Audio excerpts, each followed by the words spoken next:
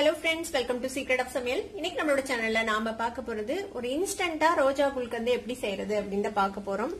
குல்கந்து வந்துட்டு உடம்புக்கு ரொம்பவே நல்லது அப்படினு உங்க எல்லாத்துக்குமே கண்டிப்பா தெரிஞ்சிருக்கும். குழந்தைகளுக்கு கொடுத்தா ரத்தம் வந்து அதிகமா உற்பத்தி ஆகும். கண்ணோட பார்வைக்கு வந்து ரொம்ப நல்லது. இது ஒரு ஜாம் மாதிரி நீங்க வந்துட்டு யூஸ் பண்ணலாம், குழந்தைகளுக்கு கொடுக்கலாம், பால்ல கலந்து கொடுக்கலாம், ரொம்பவே நல்லது. நம்மளோட சேனல்ல நம்ம ஏற்கனவே அதாவது ட்ரெடிஷனல் வேல எப்படி குல்கந்து செய்யலாம் அப்படிங்கிற வீடியோ நம்ம போட்டிருக்கோம் ஆல்ரெடி. அதோட லிங்க் நான் டிஸ்கிரிப்ஷன்ல கொடுக்குறேன், செக் பண்ணி பாருங்க. அதுக்கு வந்துட்டு ஒரு வாரம் 10 நாள் நீங்க வந்துட்டு வெயில்ல வைக்க வேண்டி இருக்கும். ஆனா இந்த மெத்தட்ல நம்ம வந்துட்டு இன்ஸ்டன்டா எப்படி குல்கந்து செய்யலாம் அப்படின்னு பார்க்க போறோம். வீட்டுல வந்து ரோஜா செடி இருந்துச்சுன்னா இந்த ரோஜா இதழ்கள் கிடைக்கும் போதெல்லாம் கொஞ்சம் கொஞ்சமா நீங்க செஞ்சு கூட நீங்க ஸ்டோர் பண்ணி வச்சுக்கலாம். ஹெல்தியான ரோஜா குல்கந்து எப்படி செய்யலாம் அப்படின்னு பாக்கலாம் வாங்க.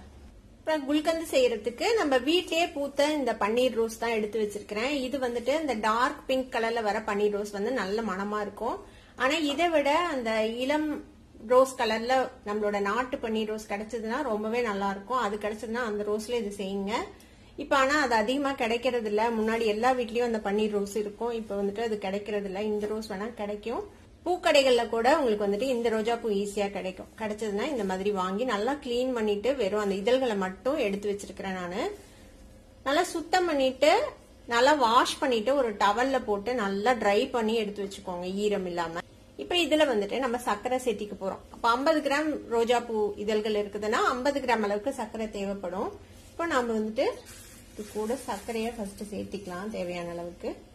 சேர்த்திட்டு என்ன பண்றோம்னா இந்த மாதிரி கையில இந்த மாதிரி வச்சு கிரஷ் பண்ணி விடுங்க. இந்த ரோஜா இதழ்களை இந்த சர்க்கரையோட சேர்த்து நம்ம சேனல்ல ஆல்ரெடி நம்ம வந்துட்டு ரோஜா குல்கந்து ட்ரெடிஷனல் வேல எப்படி செய்வாங்களோ அந்த மாதிரி நம்ம செஞ்சு போட்டிருக்கோம். ஆனா அதுக்கு வந்துட்டு உங்களுக்கு சூரிய வெளிச்சம் ரொம்ப ரொம்ப தேவை.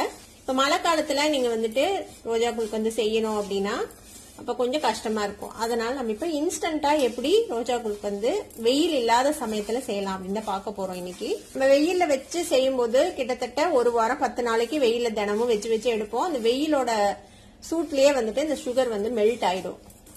அது வந்து நேச்சுரலா மெல்ட் ஆகி நமக்கு குல்கந்து ரெடி ஆகும்.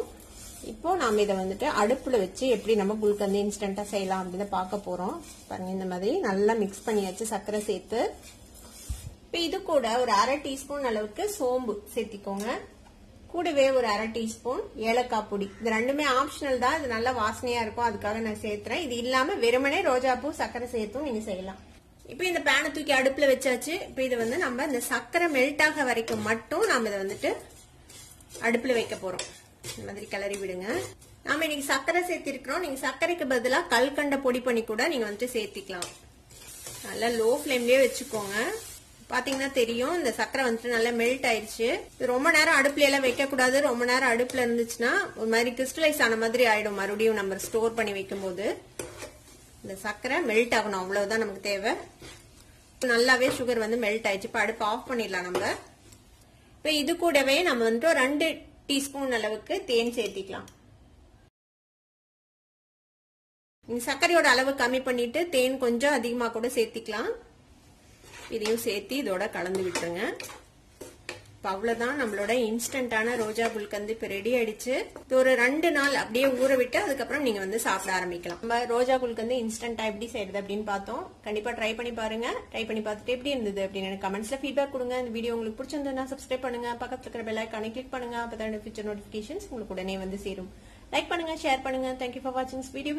By by.